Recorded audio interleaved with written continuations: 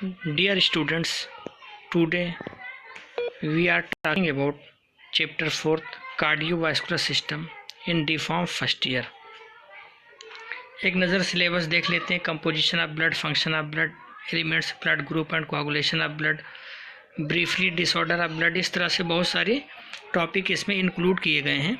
इनको हमने समराइज करके जो एक्शन प्लान, लेसन प्लान बनाया है उसको फर्दर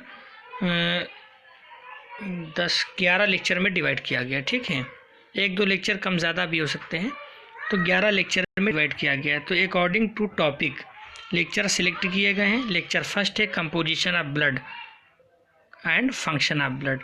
यही आज का हमारा टॉपिक है, इसी को हम लोग डिस्कस करेंगे। राइट, सारी चीज़ें आप पढ़ चुके हैं, बस आपको केवल रिवाइज करवाना है। देखिए, यहाँ से जो क्वेश्चन एराइज होते हैं, काफ़ी इम्पॉर्टेंट चैप्टर है ये कार्डियोवास्कुलर सिस्टम।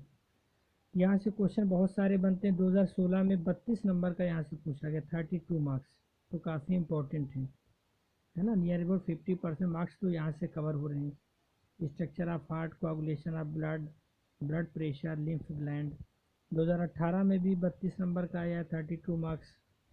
इसी तरह से आप देखेंगे 2019 में 24 मार्क्स का पूछा गया है और 2020 में पूछा गया 32 नंबर का। तो काफ़ी ज़्यादा इम्पोर्टेंट चैप्टर है, इसका हर एक टॉपिक बहुत ही इम्पोर्टेंट है। तो आज हम लोग फर्स्ट टॉपिक डिस्कस करने जा रहे हैं, ब्लड। क्लियर? ब्लड को रिवर ऑफ लाइफ बोलते हैं। रिवर ऑफ लाइफ यानी जीवन की आधारशिला होती है ब्लड, आप जानते हैं। ब्लड के बारे में आप ये भी जानते हैं कि ब्लड एक कनेक्टिव टिश्यू है। 4 तरह के टिश्यूज़ पाए जाते हैं, आप पढ़ चुके हैं, जिसमें से कनेक्टिव टिश्यूज़ का एग्जाम्पल होता है ब्लड। नॉर्मली 4.5 से 5.5 लीटर बॉडी के अंदर पाया जाता है। मेल की बॉडी की बात करें तो 5 से 5.5 लीटर, बट इन फीमेल 4 से 4.5 लीटर इसकी मात्रा होती है। अगर ब्लड के पीएच की बात की जाए तो 7.4 टू 7.6 होता है, ये इसकी रेंज है। कंपटीशन में यहाँ से क्वेश्चन पूछा जाता है, 7.4 ऑप्शन में दिया रहता है। राइट, आर्टरीज में जो ब्लड होता है उसका नॉर्मली 7.4 पीएच होता है, बल्कि और जो वेंस के अंदर ब्लड होता है उसका पीएच 7.6 होता है। Blood is a liquid connective tissue and it is differ from other connective tissues due to. Blood liquid connective tissue है, लेकिन दूसरे कनेक्टिव टिश्यूज से 2 मायने में ये डिफर है। पहला ये है absence of connective tissue fibre, blood के अंदर कनेक्टिव टिश्यू फाइबर्स नहीं पाए जाते हैं। दूसरा डिफरेंस ये है, जो मैट्रिक्स है blood plasma are not formed by blood cells. इसके अंदर जो मैट्रिक्स है यानी ब्लड प्लाज्मा, वो ब्लड सेल्स नहीं बनाती हैं। क्लियर? तो इस तरह से ये 2 मायने में अदर कनेक्टिव टिश्यूज से डिफर हैं। काफ़ी इम्पोर्टेंट है। हम लोग बहुत तेज़ी के साथ आगे बढ़ते हुए कंपोजिशन ऑफ ब्लड की बात करते हैं। यही आपका मेन टॉपिक सिलेबस में दिया है, कंपोजिशन ऑफ ब्लड। आप जानते हैं कि ब्लड के 2 हिस्से होते हैं, 2 पार्ट होते हैं, एक सॉलिड होता है और दूसरा लिक्विड। सॉलिड पार्ट 45% भाग बनाता है और लिक्विड पार्ट 55% बनाता है। क्लियर? लिक्विड पार्ट में प्लाज्मा, लिक्विड पार्ट को प्लाज्मा कहते हैं। प्लाज्मा पाया जाता है, तरल पदार्थ होता है। सॉलिड में आरबीसी यानी ब्लड सेल्स होती हैं, आरबीसी, डब्ल्यूबीसी और प्लेटलेट्स। थ्रोम्बोप्लास्टिन वर्टिब्रेट के केस में बोला जाता है। तो इस तरह से सॉलिड और लिक्विड 2 पार्ट आपने देख लिए ब्लड के। अब एक एक करके हम लोग पार्ट डिस्कस करते हैं। चूँकि काफ़ी लेंदी ये चैप्टर है, इस वजह से थोड़ा स्पीड इसमें बना के रखी जाएगी। प्लाज्मा की बात करते हैं। Forms 5% of total weight of the body. पूरी कंसंट्रेशन के साथ सुनिएगा और वीडियो देखिएगा। Forms 5% of total weight of the body. पूरी बॉडी का 5% वेट सिर्फ और सिर्फ प्लाज्मा बनाता है। प्लाज्मा है many plasma protein and some other inclusion. Plasma के अंदर कुछ प्लाज्मा प्रोटीन पाई जाती हैं जो कि बहुत ही इंपॉर्टेंट है, और उसके अलावा कुछ अदर्स एसेसरीज भी पाई जाती हैं। कंपोजिशन ऑफ ब्लड प्लाज्मा की बात करें, वाटर 91 टू 95%, ब्लड प्लाज्मा के अंदर 91 से 95% वाटर है। प्लाज्मा प्रोटीन 4 से 7% पाए जाते हैं, जिसमें एल्बुमिन, ग्लोबिन, प्रोथ्रोम्बिन और फाइब्रिनोजन 4 तरह की प्रोटीन हो गई आपकी। इन ऑर्गेनिक कॉन्स्टिट्यूएंट में salt, sodium and potassium and calcium and traces ये पाए जाते हैं। ऑर्गेनिक कॉन्स्टिट्यूएंट में glucose, amino acid, vitamin, glycerol, hormones, enzyme, fatty acid, oxygen, CO2, urea और इलेक्ट्रॉल है ना, कोलेस्ट्रॉल ETC, ये सारी चीज़ें पाई जाती हैं ब्लड प्लाज्मा के अंदर। ये कंपोजिशन है ब्लड प्लाज्मा का। इसके अलावा blood plasma naturally present anti coagulant substances called heparin. Heparin आप जानते हैं एक प्रोटीन होती है जो कि नेचुरली ब्लड प्लाज्मा के अंदर पाई जाती है, और इसका काम क्या होता है, विच प्रिवेंट ब्लड क्लॉटिंग, जो ब्लड को क्लॉट होने से रोकता है। भाई आर्टरीज के अंदर ब्लड फ्लो होता है, वेंस के अंदर होता है, तो वो जमता क्यों नहीं है ना। बहुत बार आपसे तमाम लोगों ने सवाल किया होगा, तो वो क्यों नहीं जमता है, क्यों नहीं क्लॉट होता है, due to presence of heparin. चलिए प्लाज्मा प्रोटीन की बात की जाए, इंपॉर्टेंट है, it is of 4 type, 7 to 8% होती है नॉर्मली। एल्बुमिन, ग्लोबिन या ग्लोबुलिन, क्लियर, प्रोथ्रोम्बिन और फाइब्रिनोजन। आप सारे चीज़ें पढ़ चुके हैं, यहाँ पर एक बार रिवाइज करवाया जाएगा। Albumin 4 to 5%, most abundant protein, smallest in size, formed in liver, it maintains CO2 of blood and control blood pressure. CO2 को मेंटेन करती है और ब्लड प्रेशर को कंट्रोल करती एल्बुमिन, क्लियर। ग्लोबिन या ग्लोबुलिन 2 से 3% है। Globin is of 3 types, alpha globin, beta and gamma globulin. आप जानते हैं कि ग्लोबुलिन एंटीबॉडीज़ का फॉर्मेशन करती है ना, जो कि आपकी बॉडी को प्रोटेक्ट करते हैं।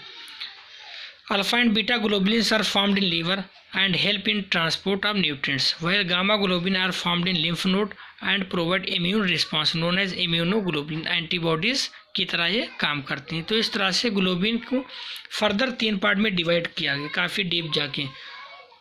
Red alpha and beta transportation of nutrients में हेल्प करती हैं, जबकि गामा एंटीबॉडीज़ की तरह फंक्शन करती है।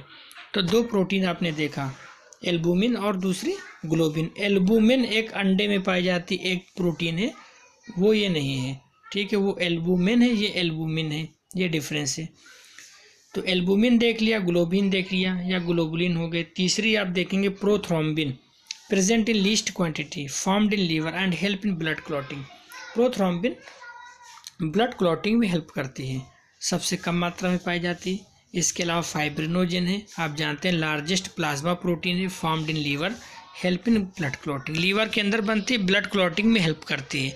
आगे आप पढ़ेंगे ब्लड क्लॉटिंग मैकेनिज्म या ब्लड कोआगुलेशन, इसी में आगे चैप्टर है, आगे टॉपिक है, बहुत ही इंपॉर्टेंट है, हर बार पूछा जाता है। तो उसमें आप देखेंगे सबसे ज़्यादा रोल फाइब्रिनोजन का होता है, यही फाइब्रिन नेटवर्क का फॉर्मेशन करता है, जिससे थक्का बनता है ब्लड का। तो ब्लड क्लॉटिंग में फाइब्रिनोजन हेल्प करता है। तो 4 तरह की प्रोटीन आपने यहाँ देखा, प्लाज्मा प्रोटीन के 4 भाग, एल्बुमिन, ग्लोबुलिन, प्रोथ्रोम्बिन और फाइब्रिनोजन। कहाँ बनती, क्या फंक्शन है, वो आपने यहाँ देख लिया। बात करते हैं ब्लड सेल्स की। ये प्लाज्मा वाला टॉपिक क्लियर हो गया आपका, ठीक है। सेकेंड सॉलिड पार्ट है, जिसमें ब्लड सेल्स में RBC, WBC और प्लेटलेट्स, 3 तरह की ब्लड सेल्स पाई जाती हैं। ये सॉलिड पार्ट के 3 हिस्से हैं। सबसे पहले बात करेंगे RBC यानी रेड ब्लड सेल्स, यानी रेड ब्लड कार्पसेल्स की। आप जानते हैं बहुत ही इंपॉर्टेंट पॉइंट है फर्स्ट, नॉन न्यूक्लिएटेड या ई न्यूक्लिएटेड, अच्छे कंपटीशन में क्वेश्चन आता है।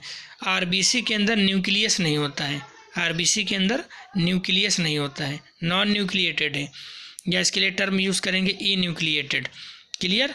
इसीलिए इसका लाइफ स्पैन ज़्यादा नहीं होता है। लाइफ स्पैन क्या है, 100 से 120 दिन, 120 दिन ये ऑप्शन में दिया रहता है अच्छे कंपटीशन में।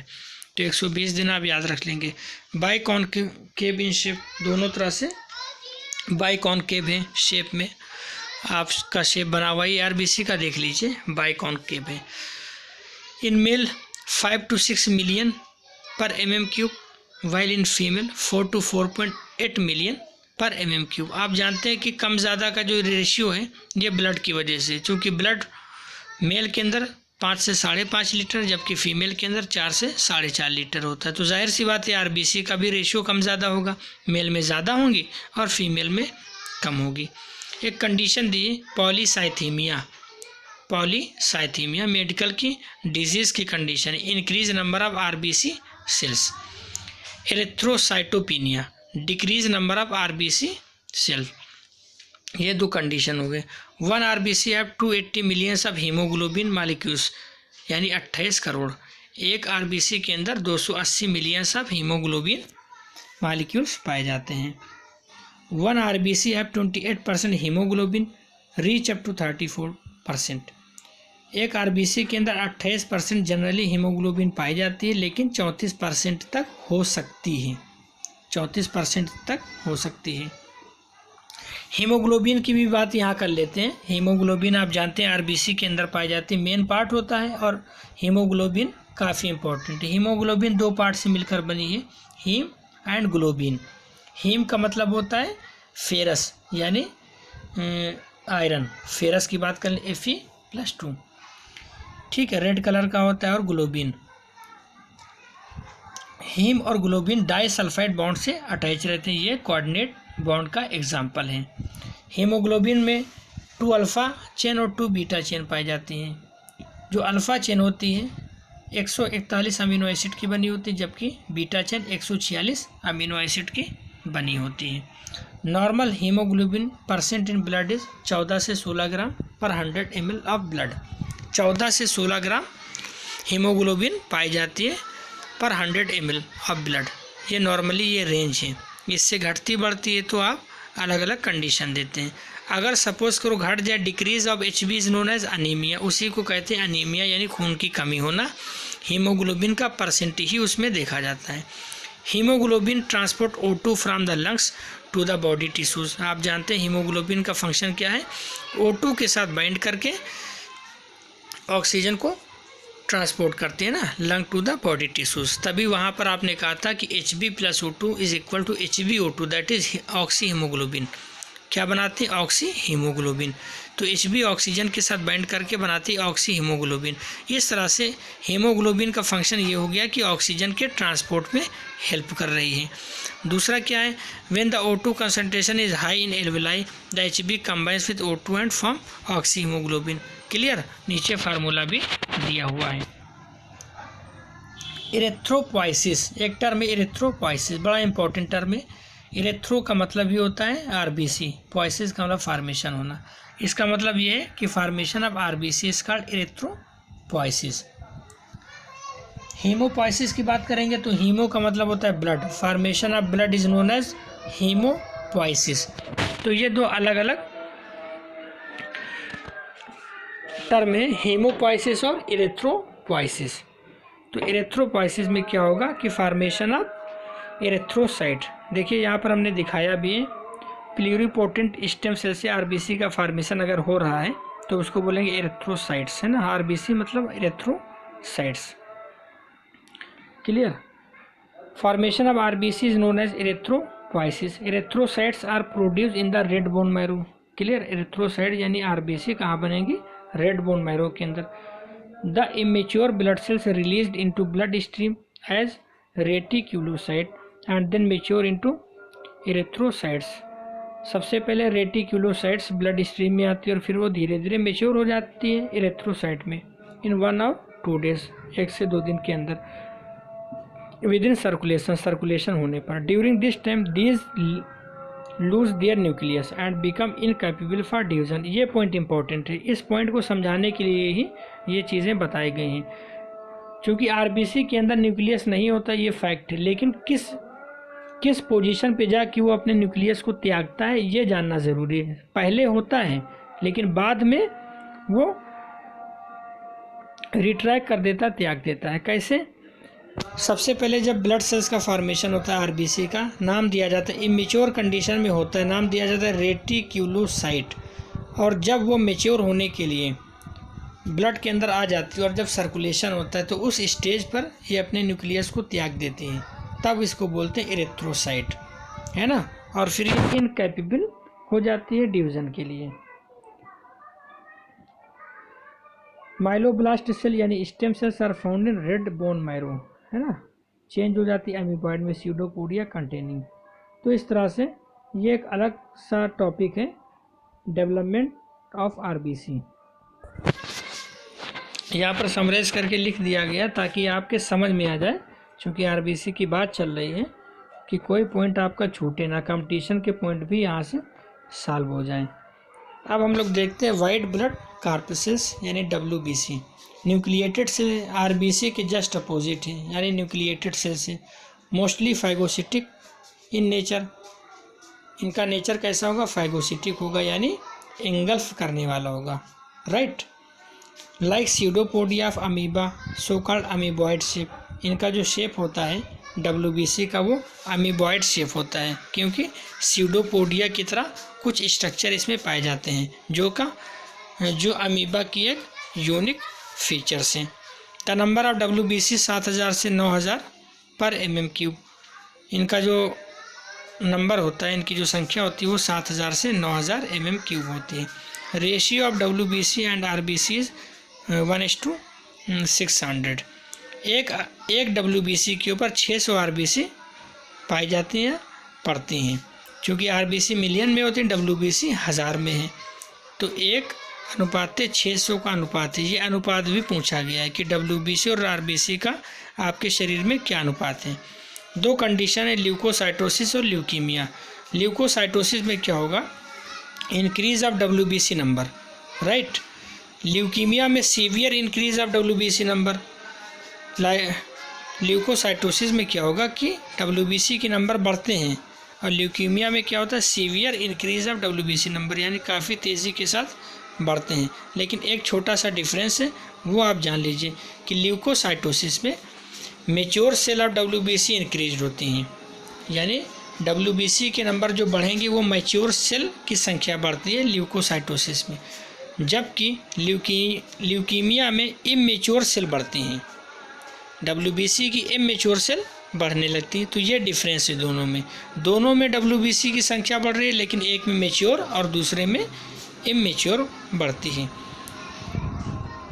तीसरी condition leucopenia, decrease in number of WBC, उसी को आप टाइफाइड फीवर का नाम देते हैं। तो आज के लिए इतना काफ़ी है। नेक्स्ट लेक्चर में इसके आगे हम लोग classification of WBC and function of blood, इस चीज़ की स्टडी करेंगे। आई होप आपकी ये इतना समझ में आ गया होगा। इसको अच्छे से आप रिवाइज कर लीजिएगा। इससे रिलेटेड जो भी असाइनमेंट होगा आपको होमवर्क सेक्शन में मिल जाएगा, उसको सॉल्व करके वहीं पर आप अपलोड करेंगे। Thank you.